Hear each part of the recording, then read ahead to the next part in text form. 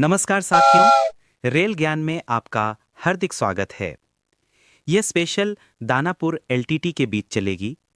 यह special train 3 दिसंबर तक प्रत्येक सोमवार और बुधवार को दानापुर स्टेशन से रात 12:30 पर रवाना होने के बाद आरा, बक्सर, पंडित दीनदयाल उपाध्याय, सूबेदारगंज, फतेहपुर, गोविंदपुरी, ओरई, झांसी, बीना, भोपाल, इटारसी, खंडवा, भुसावल, जलगांव, नासिक रोड, इगतपुरी, कल्याण ठाणे होते हुए अगले दिन में 12 बजे लोकमान्य तिलक टर्मिनस मुंबई पहुंचती है।